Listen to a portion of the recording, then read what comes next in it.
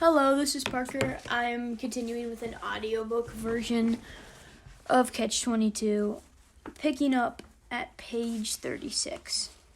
Alright. Yossarian shot skeet, but never hit any. Appleby shot skeet and never missed.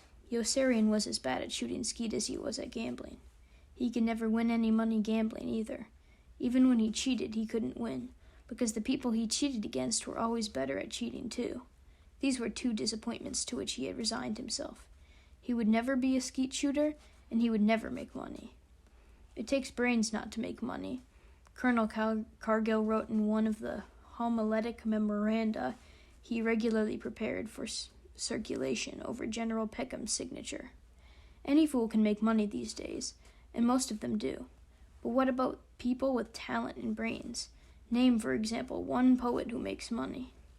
T.S. Eliot, ex-PFC, Wintergreen said in his mail-sorting cubicle at 27th Air Force Headquarters, and slammed down the telephone without identifying himself. Colonel Cargill in Rome was perplexed. "Who was it?" asked General Peckham. "I don't know," Colonel Cargill replied. "What did he want?" "I don't know." "Well, what did he say?" T.S. Eliot, Colonel Cargill informed him. "What's that?" T.S. Eliot, Colonel Cargill repeated. "Just T.S. Yes, sir, that's all he said. Just T.S. Eliot." "I wonder what it means," General Peckham reflected. Colonel Cargill wondered too. T.S. Eliot, General Peckham mused. T.S. Eliot, Colonel Cargill echoed with the same funeral puzzlement. General Peckham roused himself after a moment with an unctuous and benign smile. His expression was shrewd and sophisticated. His eyes gleamed maliciously. "Have someone get me General Dreedle," he requested Colonel Cargill. "Don't let him know who's calling." Colonel Cargill handed him the phone. T.S. Eliot, General Peckham said, and hung up. "Who was it?" asked Colonel Moodis. General Dreedle in Corsica did not reply. Colonel Moodis was General Dreedle's son-in-law, and General Dreedle, at the instance of his wife and against his own better judgment, had taken him into the military business. General Dreedle gazed at Colonel Moodis with level hatred. He detested the very sight of his son-in-law, who was his aide and therefore in constant attendance upon him. He had opposed his daughter's marriage to Colonel Moodis because he disliked attending weddings. Wearing a menacing and preoccupied scowl, General Dreedle moved to the full-length mirror in his office and stared at his stocky reflection. He had a grizzled, broad-browed head with iron-gray tufts over his eyes and a blunt, belligerent jaw. He brooded in ponderous speculation over the cryptic message he had just received. Slowly his face softened with an idea, and he curled his lips with wicked pleasure. "Get Peckham," he told Colonel Moodis. "Don't let the bastard know who's calling." "Who was it?" asked Colonel Cargill back in Rome. "That same person," General Peckham replied with a definite trace of alarm. "Now he's after me." "What did he want?" "I don't know." "What did he say?" "The same thing."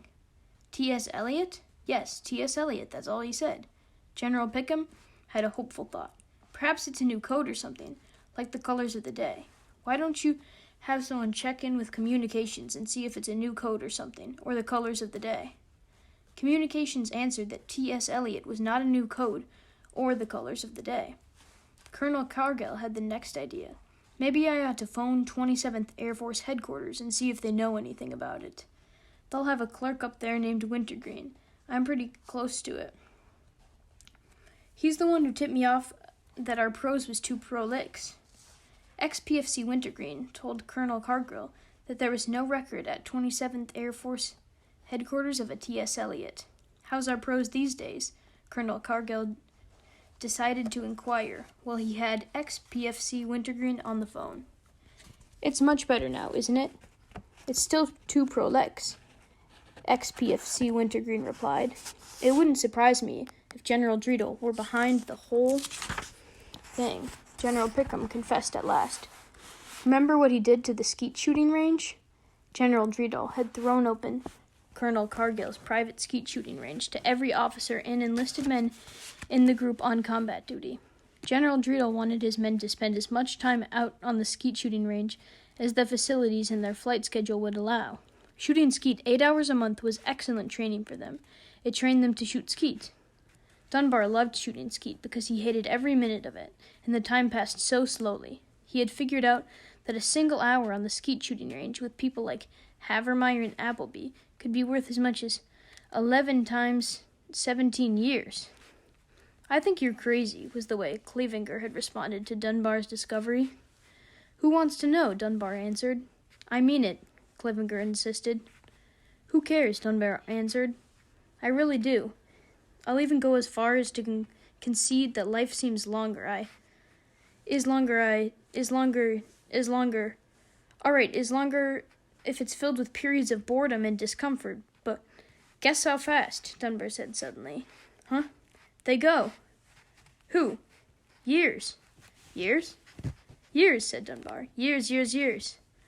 "Clevinger, why don't you leave Dunbar alone?" Yossarian broke in. "Don't you realize the toll this is taking?" "It's all right," said Dunbar magnanimously. "I have some decades to spare. Do you know how long a year takes when it's going away?" "And you shut up also," Yossarian told Orr, who had begun to singer. "I was just thinking about that girl," Orr said. That girl in Sicily with the bald head." "You better shut up also," Yossarian warned him. "It's your fault," Dunbar said to Yossarian. "Why don't you let him snigger if he wants to? It's better than having him talking." "All right, go ahead and snigger if you want to." "Do you know how long a year takes when it's going away?" Dunbar repeated to Clevinger. "This long," he snapped his fingers. "A second ago you were stepping into college with your lungs full of fresh air. Today you'll be an old man." "Old?" asked Clevinger with surprise. "What are you talking about?" "Old. I'm not old. You're inches away from death every time you go on a mission. How much older can you be at your age? A half-minute before that, you were stepping into high school, and an unhooked brassiere was as close as you'd ever hope to get to paradise. Only a fifth of a second before that, you were a small kid, with a 10-week summer vacation that lasted 100,000 years, and still ended too soon. Zip. They go rocketing by so fast. How the hell else are you ever going to slow time down?" Dunbar was almost angry when he finished. "Well, maybe it is true," Clevinger conceded unwillingly in a subdued tone.